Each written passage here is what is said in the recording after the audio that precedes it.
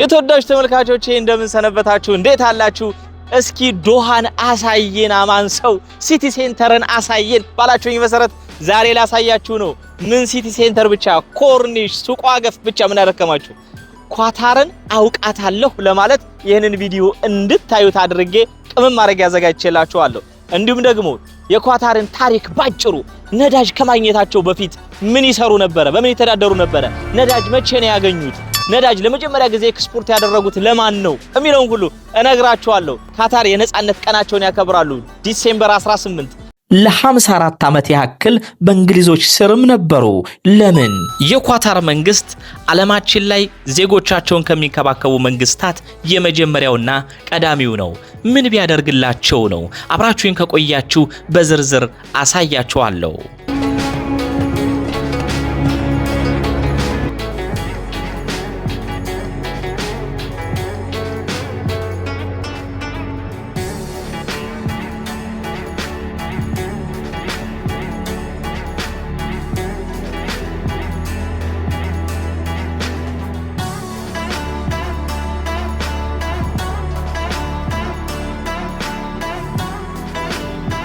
እዚህ ጋር ደግሞ እንደምታዩት እንግዲህ እቺ በቃ የሲቲ ሴንተር ዋና ምልክት ነች።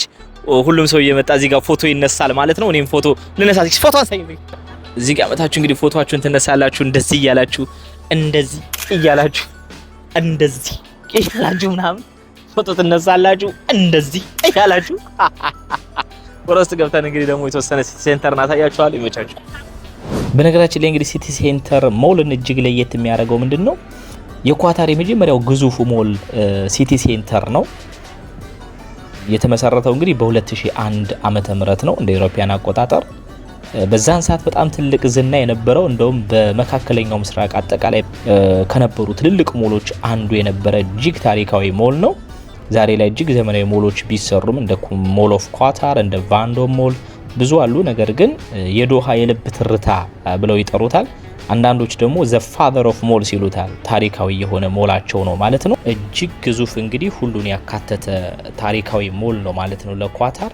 በነገራችን ላይ እጅግ በጣም ለየት የሚያደርገው ደግሞ በውስጡ ዳይኖሶሮች አሉ፣ አርቲፊሻል ዳይኖሶሮች አሉ። እነዚህ ዳይኖሶሮች እንግዲህ በውስጣቸው ሆዳቸው ውስጥ የኤሌክትሪክ ሞተርና ሴንሰር አላቸው እና ሰው ሲቀርባቸው ጭንቅላታቸውን ያንቀሳቀሳሉ፣ አፋቸውን ይከፍታሉ፣ እንዲሁም ያስገመግማሉ፣ ድምጽ ያወጣሉ እና ልጆች በጣም እነዚህን ይወዷቸዋል። እንግዲህ ይሄ የኳታርን እነዚህን የሚያማምሩ ህንፃዎች ስናይ መቼም ከየት ተነስተው ነው እዚህ የደረሱት የሚለውን ማንሳታችን አይቀርምና ብዙዎቻችን ስንጠይቅ የምናገኘው ደግሞ ኳታር እንግዲህ ከ1940ዎቹ በፊት ህይወታቸው በቃ ከባህር ጋር ተያያዘ ነበር። ዋና መተዳደሪያቸው ባህር ውስጥ እየጠለቁ እየገቡ ፐርል ወይም እንቁ ያወጡ ነበረ። ኦይስተር የሚባል ይሄን የምታዩላችሁ ይሄ ኦይስተር የሚባል እንስሳ ባህር ውስጥ ነው የሚኖረው።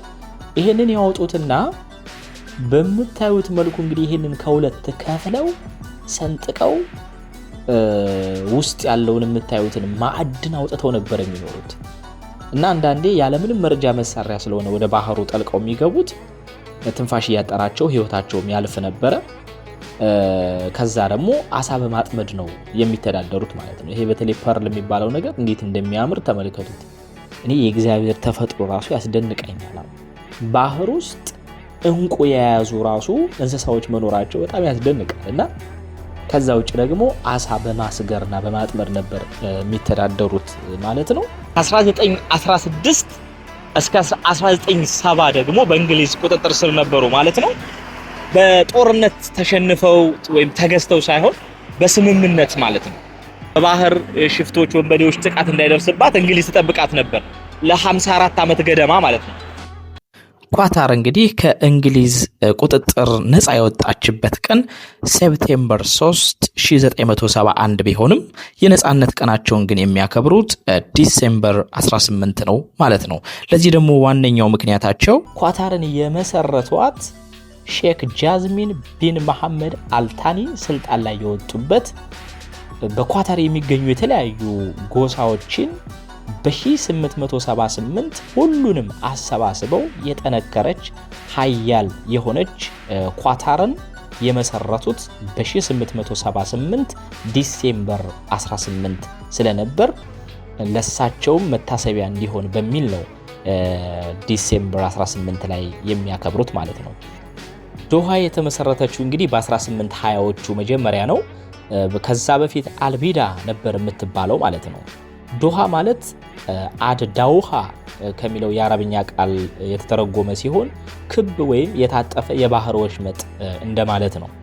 ይህ ስም የተሰጣት ደግሞ አጠቃላይ የተቀመጠችበት ከተማ የተቀመጠችበት ቅርጽ ክብ ቅርጽ ስላለው ነው ይላሉ ማለት ነው።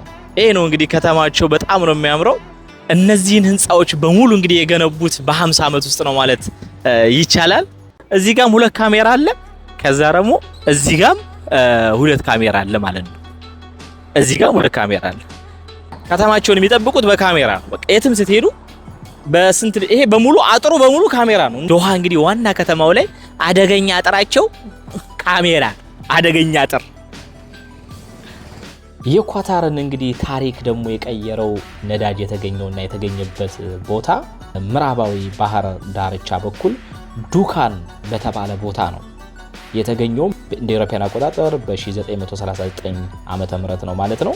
ነገር ግን በ1939 ነዳጁ ቢገኝም ወዲያውኑ ኤክስፖርት አልጀመሩም ነበር። በሁለተኛው የዓለም ጦርነት ምክንያት ስራው ተቋርጦ ስለነበር ለመጀመሪያ ጊዜ ነዳጅ እንግዲህ ለገበያ ያቀረቡት ወይም ኤክስፖርት ያደረጉት እንደ አውሮፓውያን አቆጣጠር በዲሴምበር 31 1941 ነው ማለት ነውና ሌላው እንግዲህ የኳታርን ህዝብ ከዓለም ለየት የሚያደርጋቸውና ድለኛ የሚያስብላቸው መንግስታቸው የሚሰጣቸው እንክብካቤና ጥቅም ነው።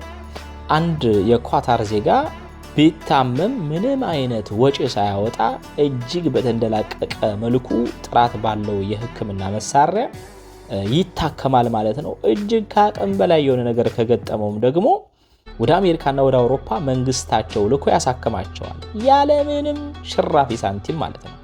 ሁለተኛ ነፃ የትምህርት ዕድል ያገኛሉ። ነፃ የትምህርት ዕድል ከህፃንነታቸው ጀምሮ ዩኒቨርሲቲ ድረስ በነፃ ነው የሚማሩት።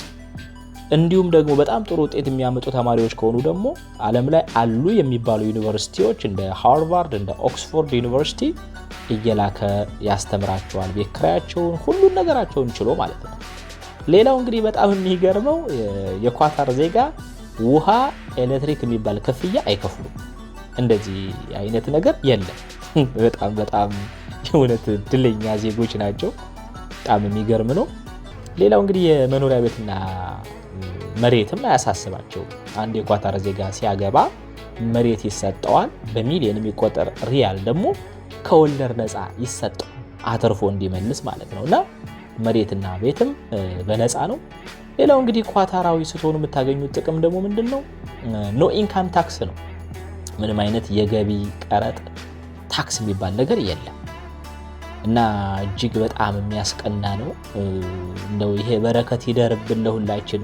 መድኃኔዓለም እንደው በእኛ እንኳን ባይደርስ በልጆቻችን ላይ ይድረስ ብለን ልንመኘው የሚገባ ትልቅ በረከት ነው። እኔን ግን አማን እኮ አጭር ነው ምናምን የምትሉኝ የሆነ ከህንጻዎች አንፃር እያያችሁኝ ነው አይደለ? እንጂ እኔ አጭሮኝ አይደለም፣ ህንጻዎቹ ስለሚረዝሙ ነው። እዚህ አካባቢ ያሉት እንግዲህ አብዛኞቹ ግዙፍ ህንጻዎች ሆቴል ናቸው፣ ሪል ስቴቶች ናቸው። የውጭ ሀገር ዜጎችም በብዛት ነው ዩኒቨርሲቲ ያደረጉ ያሉት በአሁኑ ሰዓት ኳታር ውስጥ። ከዚህ በፊት እንግዲህ በአረብ ሀገራት የተለመደ አንዳንድ አሰራር አለ፣ ስፖንሰር የሚባል አሰራር አለ። አንድ ኢንቨስተር በቀጥታ ገብቶ ኳታር ላይ ኢንቨስት ማድረግ አይችልም ነበረ ከዚህ በፊት። ለምን? ስፖንሰር የሚባል ነገር አለ። ከአንድ ካታሪ ዜጋ ጋር ሆኖ ነው አብሮ ቢዝነስ መስራት የሚችለው። ያ ካታሪ ደግሞ በዜግነቱ ብቻ ከዛ ኢንቨስተር ላይ ጥቅም ያገኛል ማለት ነው፣ ዜጋ ስለሆነ ብቻ። ምክንያቱም ኢምፖርት ኤክስፖርት ቢኖረው ኤክስፖርት የሚያደርገው በካታሪው ስም ነው። ስለዚህ ካታሪ ደግሞ ካለ ቀረጥ አይቀረጥም። ኢምፖርትም የሚያደርጉት ነገር ካለ ከውጭ ሀገር እቃ ሲያስገቡ ካታሪ አብሮት ካለ ቀረጥ አይቀረጥም፣ ግብር አይከፍልም። ስለዚህ ከካታሪ ጋር አብሮ መስራቱን ይመርጠዋል ማለት ነው። ካታሪ ዜጋው ደግሞ እነዚህን ነገሮች መንግስት ጥቅሙን ስለሚያስከብርለት እንዲሁ ጥቅም ያገኛል ማለት ነው። እንዲሁ በዜግነቱ ብቻ ባለጸጋ ይሆናል ማለት ነውና አሁን ላይ ግን ካታር ውስጥ እሱን ነገር ትተውታል። ማንኛውም የውጭ ሀገር ዜጋ 100% ኦውነር የሚሆንበትን ስርዓት ዘርግተዋል ማለት ነው። ስለዚህ ማንኛውም ኢንቨስተር ኳታር ውስጥ ገብቶ 100% የድርጅት ባለቤት ሆኖ የሚሰራበት ጊዜ መጥቷል ማለት ነውና አንዳንድ የካታር ህንጻዎች ደግሞ ተመልከቷቸው የሆነ የእንግሊዝም የሚመስል ቅርጽ አላቸው።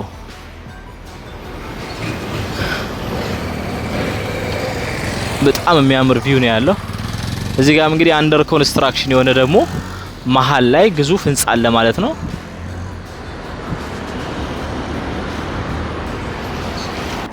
የውጭ ሀገር ኢንቨስተር 100% ባለቤት ሆኖ እንዲሰራ ማድረጋቸው ለኛ ለኢንቨስተሮች ትልቅ አጋጣሚ ነው ማለት ይቻላል።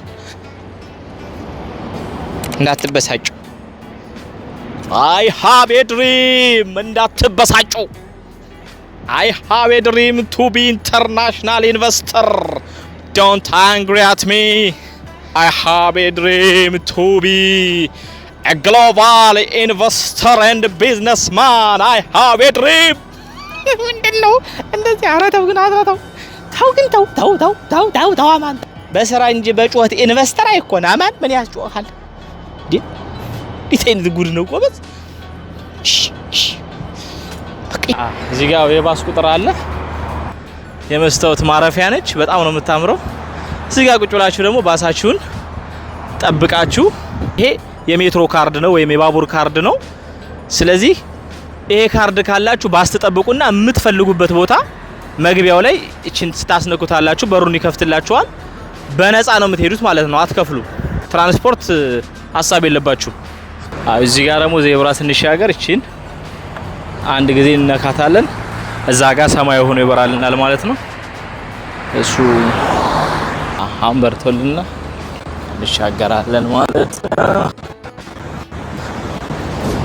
ሌላው እንግዲህ በጣም ኳታራውያን ደስ የሚሏችሁ ኳታሮች ታሪካቸውን አይረሱ በታሪካቸው አያፍሩ በጣም የሚገርሙ ናቸው እዚህ ጋር የምታዩቸው እንግዲህ የእንጨት መርከቦች ታሪካቸውን ለማስታወስ ነው እንግዲህ በእነዚህ ትላልቅ ህንጻዎች ፊት ለፊት ባህር ዳር አድርገው ትላንታችን አንረሳም ከዚህ ተነስተን እዚህ የደረስነው ለማለት ነው እዚህ ጋር ያስቀምጠው የሚያሳዩት ማለት ነው ዛሬ ላይ እንግዲህ ለቱሪስት መሳቢያ ነው መዝናኛ ሆነዋል ማለት ነው ከዚህ በፊት ግን አያቶቻቸው በእነዚህ መርከቦች ከቦታ ቦታ እየተሽከረከሩ እየተዘዋወሩ እንቁ የሚፈልጉባቸው መሳሪያዎች ነበሩ ማለት ነው ጀልቦቹ ሌላው እንግዲህ ይውላችሁ ከታሪክ ጋር በተያያዘ ይሄ ቀደም ያልኳችሁ እንቁ የሚገኝበት ኦይስተር የሚባለውን እንስሳ እዚህ ጋር አስቀምጠውታል በፏፏቴ መልክ ሰርተው በሚያምር መልኩ እዚህ ጋር ያስቀመጡት እንግዲህ ይሄን ምስል ነው ማለት ነው ይሄው አፉን ከፍቶ ከሆዱ ውስጥ የሚያወጡትን እንቁ ደግሞ